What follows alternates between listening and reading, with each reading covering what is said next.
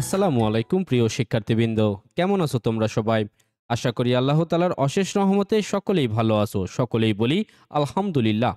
শিক্ষার্থীরা, ফিরে এলাম সহজ পড়াতে। আজকে আমরা আলোচনা করব চতুর্থ শ্রেণীর সাধারণ বিজ্ঞান বইয়ের দ্বিতীয় অধ্যায়ের ১৫তম পৃষ্ঠা সম্পর্কে। লক্ষ্য করি, ১৫ পৃষ্ঠার শুরুতেই বলা হয়েছে ২. পরিবেশে প্রাণী, অর্থাৎ পরিবেশে প্রাণী কিভাবে বসবাস করে তা আজকের পাঠ্য বিষয়। প্রাণী বিভিন্ন স্থানে বাস করে, যেমন মাটি, পানি, গাছপালা, পাহাড় পর্বত ইত্যাদি।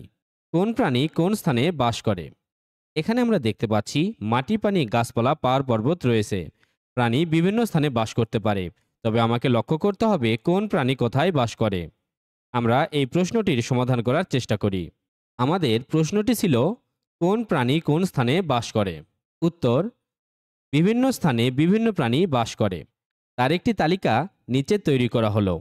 নিচে আমরা একটি ছক দেখতে পাচ্ছি, যার বাম পাশে রয়েছে বসবাসের জায়গা এবং ডান পাশে রয়েছে বিভিন্ন ধরনের প্রাণী। প্রথমেই আমরা দেখতে পাচ্ছি মাটি।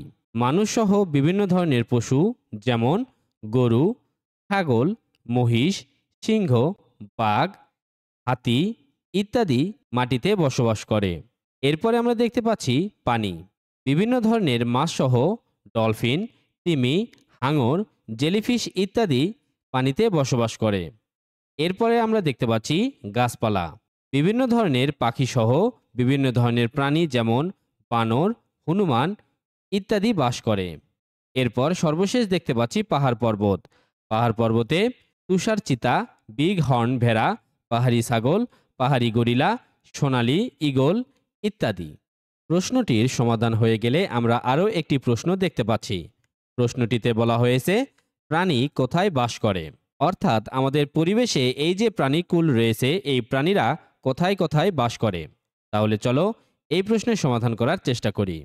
প্রশ্নটি হচ্ছে, প্রাণী কোথায় কোথায় বাস করে?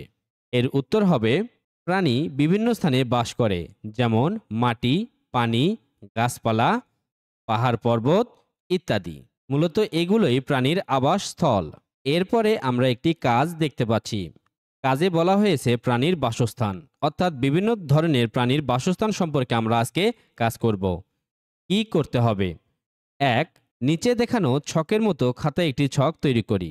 আমরা এখানে যে ছকটি দেখতে পাচ্ছি, এই ছকের মতো খাতায় একটি ছক তৈরি করে নিব। কাজ: প্রাণীর বাসস্থান। যা যা করতে হবে: ১. নিচে দেখানো ছকের মতো খাতায় একটি ছক তৈরি করলাম। আমাদের বইয়ের পৃষ্ঠায় যে ছকটি দেখানো হয়েছিল, ঠিক তেমনিভাবে আমরা একটি ছক তৈরি করে নিলাম। এরপরে ২. নিচের ছবিটি দেখে বিভিন্ন প্রাণী ও তাদের বাসস্থান উপরের ছকে লিখি। প্রিয় শিক্ষার্থীবৃন্দ, ছকের নিচে আমরা একটি ছবি দেখতে পাচ্ছি। এই ছবিতে আমরা বিভিন্ন ধরনের প্রাণী দেখতে পাচ্ছি। এই প্রাণীগুলো কে কোথায় বাস করে তা আমরা ছকে লেখার চেষ্টা করব। তোমার পাঠ্য বইয়ের প্রতিটি পৃষ্ঠার সহজ সমাধান পেতে আজই ডাউনলোড করো সহজ পড়া অ্যাপসটি। সহজ হোক তোমার পড়ালেখা। ২. ছবিটি দেখে বিভিন্ন প্রাণী ও তাদের বাসস্থান নিচে লিখলাম। প্রথমে আমরা যে প্রাণীটির নাম লিখব তা হচ্ছে কাঠবিড়ালি। লক্ষ্য করে দেখো, এই কাঠবিড়ালিগুলো কিন্তু গাছের ডালে বা কোটরে বাস করে।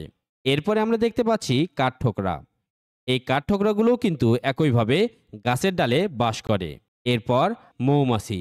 এই মৌমাছিগুলোও কিন্তু গাছের ডালে চাক বেঁধে সেখান থেকে মধু সংগ্রহ করে। এরপর আমরা দেখতে পাচ্ছি শিয়াল। এই শিয়ালগুলো কিন্তু বিভিন্ন ধরনের ঝোপঝাড় বা ঘন বন জঙ্গলে থাকে। এরপর আমরা দেখতে পাচ্ছি ব্যাঙ। এই ব্যাঙ কিন্তু একটি উভচর প্রাণী। এর অর্থ হচ্ছে এই ব্যাঙ কিন্তু মাটি ও পানি উভয় জায়গাতেই থাকতে পারে। এরপর আমরা দেখতে পাচ্ছি বিভিন্ন ধরনের পাখি। এই পাখিগুলোও কিন্তু গাছে বসবাস করে। তারপর আমরা দেখতে পাচ্ছি একটি বিশাল কুমির। এই কুমিরও কিন্তু একটি উভচর প্রাণী, অর্থাৎ এই কুমির মাটি ও পানি উভয় জায়গাতেই বসবাস করে। এরপর আমরা দেখতে পাচ্ছি কচ্ছপ। একইভাবে এই কচ্ছপও একটি উভচর প্রাণী, অর্থাৎ এরা মাটি ও পানি উভয় স্থানেই বাস করে। এরপর কাজের সর্বশেষ প্রশ্ন ৩। কাজটি নিয়ে সহপাঠীদের সাথে আলোচনা করি। ৩.